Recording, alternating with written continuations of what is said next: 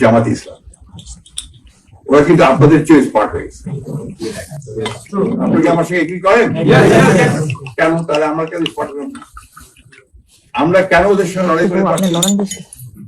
এই জায়গাটা কারণ হচ্ছে যে আমরা টেকনোলজিতে পিছিয়ে গেছি, আমরা ডিভাইসে পিছিয়ে গেছি, আমরা নলেজ বেস দল তৈরি করতে পারিনি এখন পর্যন্ত। আমার দলকে তৈরি করতে নলেজ বেস। আজকে দেখেন সিরিয়াতে বিপ্লব হয়ে গেল না, একই কারণ, সিরিয়াতে সোশ্যাল মিডিয়া দিয়ে বিপ্লব হয়েছে। এর আগে আপনার বসন্ত, আরব বসন্ত হয়ে গেল, সে আরব বসন্ত কিন্তু একইভাবে আপনার ওই সোশ্যাল মিডিয়া দিয়ে হয়েছিল।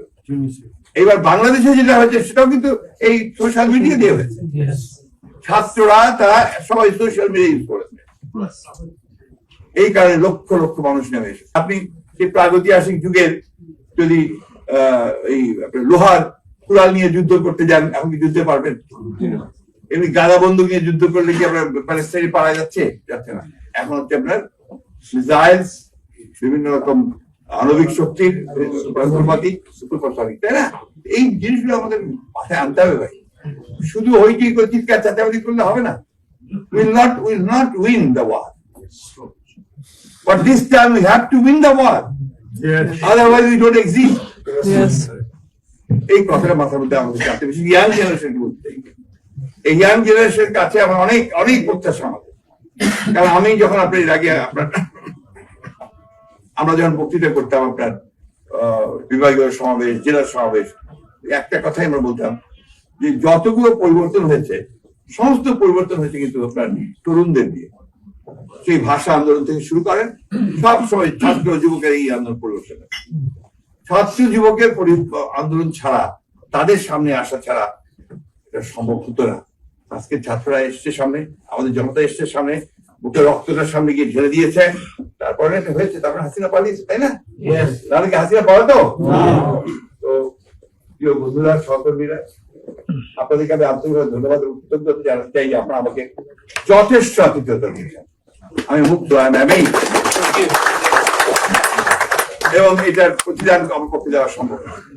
আমি আরো বেশি মুগ্ধ এই জন্য যে আমাদের ভারপ্রাপ্ত চেয়ারম্যান মহোদয়, উনি যেহেতু লন্ডনে আছেন, উনি আপনাদের সামনে বলতে আমার এতটুকু দ্বিধা নেই, উনি প্রতি মুহূর্তে আমার প্রতি, উনি প্রত্যেক দিন আমাদের নেতাদেরকে বলেছেন কেমন আছে দেখো। কালকে রাত থেকে আমি যে জায়গায় আছি সেই জায়গায় আপনার হিটিং সিস্টেমটা নষ্ট হয়ে গেছে। আজকে সকালে উনি ওনার বাসা থেকে হিটার পাঠিয়ে, আমি আপনার সবাই দোয়া করবেন আমি যেন সারাটা আমার বাকি জীবন যদি বেঁচে আছি, আমি যেন বিএনপির কাজ করতে পারি, আমি যেন লয়াল টু মাই লিডার্স এবং এবং মানুষকে ঐক্যবদ্ধ করার চেষ্টা করতে পারি। আমি আল্লাহর কাছে আল্লাহ অনেক মেহেরবান, আল্লাহ এত মেহেরবান যে দেখেন আজকে দেশনেত্রী বেগম খালেদা জিয়া মুক্ত। আজকে আমাদের ভারপ্রাপ্ত চেয়ারম্যান সাহেব এখন পরিকল্পনা করছেন দেশে ফিরে যাবেন, তাই না? আমরা আজকে অন্তত দেশে আপনার রাত্রে ঘুমাতে পারি মানে নির্ভয়, ঠিক তো? এইটা আল্লাহ দিয়েছে। অবশ্য আমরা চেষ্টা করেছি, আপনারা চেষ্টা করেছেন, এবং আমাদের যুক্তরাজ্য বিএনপির হিসেবে আপনারা যেটা বলেছেন অতিরিক্ত দাবি করেননি, যে আপনারা সবচেয়ে বেশি ভূমিকা পালন করেছেন, আনপ্রেসিডেন্টেড। ধন্যবাদ জানাই।